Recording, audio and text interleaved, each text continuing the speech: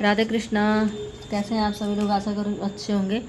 तो आज हम पढ़ेंगे कुछ प्रश्न जो कि हैं आदिकाल से और भक्ति काल से, जो कि पहले पीजीटी में आए हुए हैं। तो पीजीटी की परीक्षा है 16 या 15 अक्टूबर को होगी।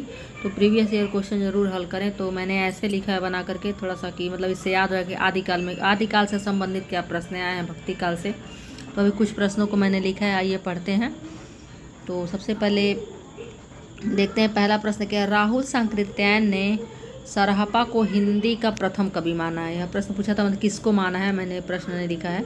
तो यह है पीजीटी 2011 में आया हुआ है और ये यूजीसी 2015 में भी पूछा था। फिर आया था क्रम लगाने को। तो सही क्रम सबसे पहले कुबलय माला है, फिर राहुल बेल है, फिर उक्ति व्यक्ति प्रकरण है, फिर कीर्तिलता है। और यह पूछा हुआ है पीजीटी 2000 में। फिर अगला प्रश्न है सिद्धों की साधना में शून्य का पूरक तत्व है। तो कौन सा पूरक तत्व क्या है? ज्ञान है। यह पूछा था पीजीटी 2011 में। आदिकाल को बीज वपन काल महावीर प्रसाद द्विवेदी ने दिया है। मैंने छोटा सा लिख दिया, आदिकाल को बीज वपन काल का नाम महावीर प्रसाद द्विवेदी ने दिया है पीजीटी 2003 में। हालांकि यह प्रश्न और भी बहुत बार पूछा हुआ है। आत्मबोध किसकी रचना है? गोरखनाथ की रचना है पीजीटी 2003 में। संदेश राजशक की रचना विधा क्या है? तो यह खंड काव्य है संदेश राजशक जो है, और पीजीटी 2011 में है।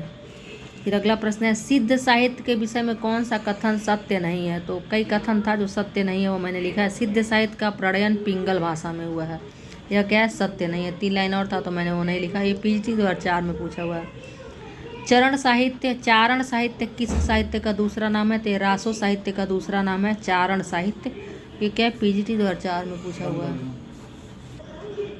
अगला है किस रासो साहित्य में आल्हा और ऊदल नाम के वीर सरदारों के वीरतापूर्ण युद्धों का वर्णन किया गया है? तो परमाल रासो का। तो यह पूछा हुआ है पीजीटी 2011 में। अब कुछ प्रश्न मैंने लिया है भक्ति काल से।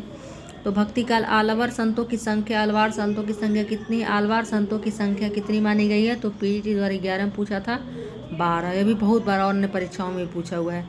भक्ति काल को स्वर्णयुग सर्वप्रथम किसने कहा? तो ग्रियर्सन ने कहा पीजीटी 2011 में।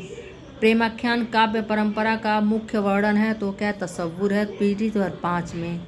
कबीर को वाणी का डिक्टेटर हजारी प्रसाद द्विवेदी ने कहा है, यह पूछा है पीजीटी 2011 में। अगला प्रश्न है कृष्ण भक्ति को प्रचारित करने का श्रेय किस आचार्य को माना जाता है? तो वल्लभाचार्य को। पीजीटी 2005 में। वल्लभाचार्य द्वारा प्रवर्तित दर्शन कहलाता है शुद्धाद्वैतवाद। पीजीटी 2011 में। भ्रमर गीत प्रसंग का मूल स्रोत है श्रीमद् भागवत का पंचम स्कंद। पीजीटी 2009 में। पंचम स्कंद वल्लभाचार्य के शिष्य नहीं थे चतुर्भुज दास, यह उनके पुत्र विट्ठलनाथ के शिष्य थे। पीजीटी 2009 में। राम रक्षा स्तोत्र पुस्तक के लेखक कौन है? रामानंद। पीजीटी 2011 में। सूरदास को जीवन उत्सव का कवि किसने कहा है? रामचंद्र शुक्ल ने कहा है, यह पूछा हुआ है 2011 पीजीटी में। मैं पुनि निज गुरु सन सुनी कथा सुसूकर रखे। मैं पुनि निज गुरु सन सुनी कथा सुसूकर खेत, यह कवितावली का है तुलसीदास का, जो कि पीजीटी 2009 में पूछा है। अगला है रामचरितमानस में ज्ञान दीपक प्रसंग किस कांड से लिया गया है? तो उत्तर कांड से लिया गया है, यह पूछा है पीजीटी 2009 में। माधव हम परिणाम निराशा पंक्ति किसकी है? तो विद्यापति की है।